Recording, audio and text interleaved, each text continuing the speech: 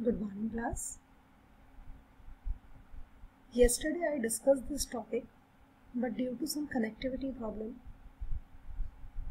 all the students didn't be benefited with this. I want to again discuss this topic with you. Properties of solids. Properties of solids जो हम यहाँ पे deal करेंगे वो हम electrical and magnetic properties he deal करेंगे। और इससे पहले जो हमने अपनी जूनियर क्लासेस में पढ़ा है उससे थोड़ा सा डिफरेंट हम ये पढ़ते आए हैं अब तक। सॉलिड्स में बेसिकली मेटल्स जो होते हैं they are very good conductors of heat and electricity. तो what is the reason behind that? इस चैप्टर में हमने अब तक सॉलिड्स के टाइप्स के बारे में पढ़ा, उसमें उनके जो कॉन्स्टिट्यूएंट पार्टिकल्स होते हैं वो किस तरीके से अरेंज होते हैं उसके बारे में पढ़ा, उनकी प्रॉपर्टीज के बारे में पढ़ा। So today we will study about some important properties of solids. One is electrical properties and the other is magnetic properties. There is a close relationship between the properties of a solid and its composition. बिल्कुल हमने देखा हमारे दो तरह के solids हमने classify किए, crystalline and amorphous, और उनकी प्रॉपर्टीज उनके जो कंपोजिशन थी उसके बेसिस पर ही उनकी प्रॉपर्टीज मैटर करती हैं और उनके स्ट्रक्चर पर। तो let's start with any delay. Electrical properties की बेसिस पर हम सॉलिड्स को तीन कैटेगरी में कैटेगराइज करते हैं: conductors, semiconductors and insulators. What is the range of this electrical conductivity? The range in solids is start from 10 की power minus 20 to 10 की power 7 ohm inverse meter inverse.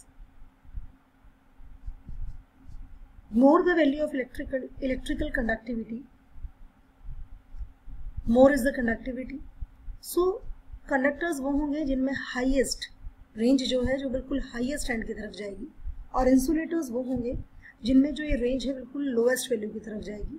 और semi conductors, semi means which is not perfectly या total जो नहीं होगा, semi means कुछ कम। तो semi conductors वो जिनकी प्रॉपर्टीज कंडक्टर्स एंड इंसुलेटर्स के बीच में लाई करती हैं, इनको मेटलॉइड्स भी कहते हैं। कंडक्टर्स को मेटल्स कहते हैं और इंसुलेटर्स को नॉन मेटल्स भी कहते हैं, आप लोगों ने प्रीवियस क्लासेस में भी पढ़ा है। सो सेमी कंडक्टर्स वो जिनकी प्रॉपर्टीज कंडक्टर्स एंड इंसुलेटर्स के बीच में लाई करेंगे, मीन्स उनकी इलेक्ट्रिकल कंडक्टिविटी इनके बीच की होगी, मिडिल इनके बीच में लाई करेगी। मतलब जो हमारी अपर रेंज है दैट इज 10 की पावर 7 है और जो हमारी लोअर रेंज है दैट इज 10 की पावर माइनस 20। तो इन सेमीकंडक्टर्स की जो इलेक्ट्रिकल रेंज है that varies, that lies between these two limits. So electrical properties of solids, सबसे पहले conductors. What are conductors? We know that those substances, those solids which allow current to pass through them are known as conductors. इनकी जो range है वो 10 की power 4 to 10 की power 7 ohm inverse metre inverse है जो हमारे कंडक्टर्स होते हैं। कंडक्टर्स में हमने बहुत सारे एग्जाम्पल्स अब तक पढ़े हैं, छोटी क्लासेस में भी आप पढ़कर आए हैं। Silver, gold, aluminium, copper, iron, इन सब में करंट पास हो जाता है। लेकिन हम जो अपने इलेक्ट्रिसिटी ट्रांसमिशन के लिए वायर्स यूज करते हैं that are basically of copper, लेकिन एल्यूमिनियम उसमें यूज किया जाता है क्योंकि कॉपर थोड़ा कॉस्टली है, इसलिए एल्यूमिनियम का यूज किया जाता है। एल्यूमिनियम इतना कॉस्टली नहीं है। सो दैट आर कंडक्टर्स, वो कंडक्टर्स हैं। इनकी रेंज 10 की पावर 4 टू 10 की पावर 7 बिल्कुल अपर एंड की तरफ है। On the basis of this we again classify these into two categories. हम इनको फिर अगेन दोबारा दो कैटेगरीज में कैटेगराइज करते हैं, metallic conductors and electrolytic conductors. जो हमारे मेटालिक कंडक्टर्स हैं वो कंडक्टर्स हैं जो सॉलिड फॉर्म में हैं, जो वायर ट्रांसमिशन हम कॉपर के वायर के थ्रू या एल्यूमिनियम के वायर के थ्रू करते हैं, वो मेटालिक कंडक्टर्स की बात की गई है, जो सॉलिड स्टेट में इलेक्ट्रॉन्स की हेल्प से इलेक्ट्रिकल कंडक्शन करते हैं। बट जो हमारे इलेक्ट्रोलाइटिक कंडक्टर्स होते हैं बेसिकली ये वो होते हैं हमारे जो आयनिक सॉलिड्स होते हैं। आयनिक सॉलिड्स की एक खास बात है कि वो अपनी सॉलिड स्टेट में जब होते हैं वो तब इलेक्ट्रिकल कंडक्टिविटी नहीं रखते, बट जब वो मोल्टन स्टेट में चले जाते हैं, जब हम उनको मेल्ट कर देते हैं, लिक्विड फॉर्म में ले आते हैं, तो उनके कुछ आयंस फ्री हो जाते हैं, जिस वजह से उनमें कंडक्शन शुरू हो जाता है। तो जो हमारे मेटालिक कंडक्टर्स हैं उसमें तो वही एग्जांपल्स आएंगे हमारे, copper, silver, aluminium, iron and all, gold. But electrolytic conductors हमारे होंगे आयनिक सॉलिड्स, वो आयनिक सॉलिड्स जिनमें आयंस होते हैं इलेक्ट्रिसिटी को कंडक्ट करने के लिए, उनके कैरियर्स, और वो सॉलिड स्टेट में फ्री नहीं होते। That is why they do not conduct electricity in solid state. As soon as they come in molten state, conduction start होता है, and just because of presence of ions, free ions उसमें present होते हैं और इसीलिए उनमें conduction start होता है। This is for conductors. Now let's go to insulators and semiconductors. Insulators and semiconductors. Insulators हमें पता है वो सब्सटेंसेस, वो सॉलिड जो अलाउ नहीं करेंगे करंट को अपने में से पास होने के लिए। इनकी रेंज 10⁻⁻20 to 10⁻⁻10 है, ohm inverse, metre inverse. Examples wood है, सल्फर है, फॉस्फोरस है, रबर हो सकता है, प्लास्टिक हो सकता है। These are the examples of insulators. Insulators की जो रेंज है कंडक्टिविटी की बेसिकली वो बिल्कुल लोअर एंड की तरफ है, बहुत कम है। टेम्परेचर बढ़ा लें, चाहे टेम्परेचर नॉर्मल रूम टेम्परेचर रखें, बट उसमें इलेक्ट्रिसिटी कंडक्ट नहीं हो सकती क्योंकि उनके पास इतने फ्री इलेक्ट्रॉन्स या कोई कैरियर नहीं है जो कि इलेक्ट्रिसिटी के कैरियर हो। अब हम स्विच ऑन करते हैं और हमारा बल्ब एकदम ग्लो करता है, कैरियर्स क्या है उसमें? इलेक्ट्रॉन्स हैं। तो इलेक्ट्रॉन्स कैरियर्स होने की वजह से करंट फ्लो हुआ, बट ऐसा इंसुलेटर्स में नहीं होता। Now semiconductors. वही semiconductors are those substances, those solids whose conductivity lies between those of typical metallic conductors and insulators. इनकी जो कंडक्टिविटी है वो 10⁻⁻6 से 10⁻⁴ रेंज में लाई करती है। एग्जाम्पल्स हैं जर्मेनियम है, सिलिकॉन है, गैलियम है। These are the examples of semiconductors. इनकी जो कंडक्टिविटी होती है वो बहुत ज़्यादा नहीं होती प्योर फॉर्म में बेसिकली, बट हम इनकी कंडक्टिविटी को इंक्रीज कर लेते हैं। आपने देखा होगा आजकल बहुत सारे गैजेट्स ऐसे हैं जो कि सेमीकंडक्टर्स पर यूज़, ये जो मेटल्स हैं, ये जो एलिमेंट्स हैं, इनका यूज़ करके बनाए जा रहे हैं। आजकल पूरे वर्ल्ड में एनर्जी को कंजर्व करने की बात करते हैं, हम अपने एनवायरनमेंट को कंजर्व करने की बात करते हैं और इसीलिए हम सोलर एनर्जी का बहुत यूज़ करना चाह रहे हैं। And these elements are very good semiconductors. जब हम इनकी थोड़ा सा इनमें इम्प्योरिटीज़ को ऐड कर देते हैं, इनकी प्रॉपर्टीज़ बिल्कुल चेंज हो जाती हैं। ये बहुत अच्छे कंडक्टर्स की तरह बिहेव करना शुरू कर देते हैं और उसके बेसिस पर ही हम इन्हें अपने डे टू डे लाइफ में आजकल बहुत ज़्यादा यूज़ कर रहे हैं। इस टॉपिक को मैं थोड़ा सा बाद में लूँगी कि जब हम इनमें इम्प्योरिटीज़ मिलाते हैं तो किस तरीके से इनकी कंडक्टिविटी इंक्रीज होती है। The name of the topic is doping. I will take it later. First of all I want to tell you what is the effect of temperature on conductivity of pure solids. Solids की जो conductivity है, जो हमने अलग अलग categories में solids को divide किया है, उस पर टेम्परेचर का क्या इफेक्ट आता है।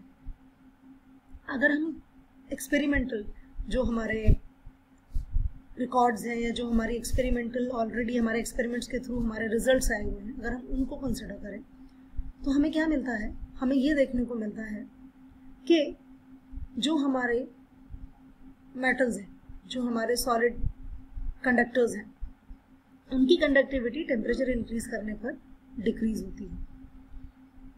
अब मैं अगर इंसुलेटर्स और सेमीकंडक्टर्स की बात करूं तो सेमीकंडक्टर्स की कंडक्टिविटी बढ़ती है, टेम्परेचर बढ़ता है। तो इंसुलेटर्स में कोई हमें प्रैक्टिकल एस्पेक्ट नजर नहीं आता। थोड़ी सी इंक्रीज उनकी भी होती है लेकिन उसका कोई यूज नहीं है बढ़ने का, क्योंकि वो फिर भी इंसुलेटर की तरह ही बिहेव करते रहते हैं, उनमें से इलेक्ट्रिकल कंडक्शन नहीं हो पाता है। तो this is the effect of temperature on conductivity. Means अगर हम कंडक्टिविटी को देखना चाहते हैं तो मेटल्स की कंडक्टिविटी बेसिकली डिक्रीज होती है जब टेम्परेचर इंक्रीज होता है, सेमीकंडक्टर्स की इंक्रीज होती है और इंसुलेटर्स की भी इंक्रीज होती है, पर इतना चेंज नहीं आता कि उनकी प्रॉपर्टीज चेंज हो जाए।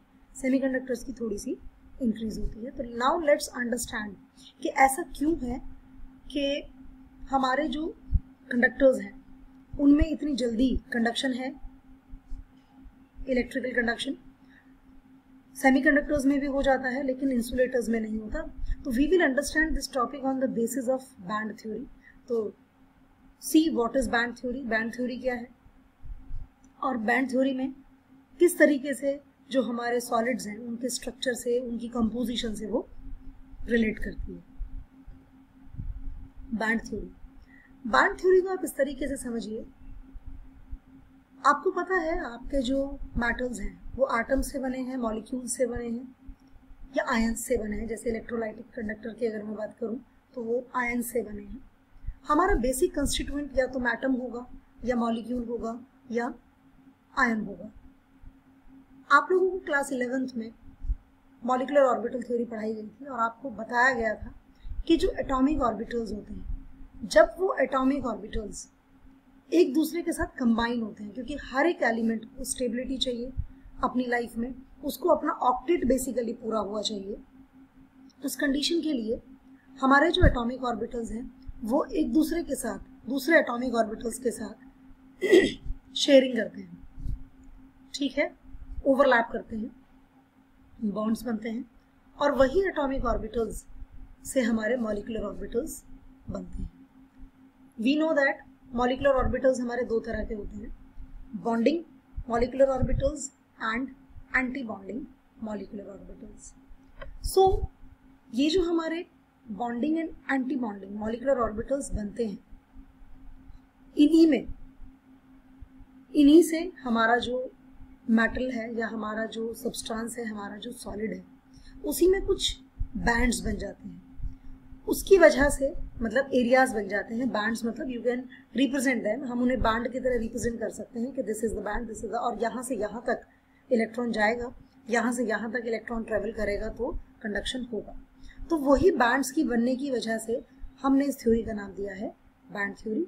The bonding in metals can be explained by extending the simple molecular theory to metals called band theory। तो जरा देखते हैं क्या है बैंड थ्योरी आगे।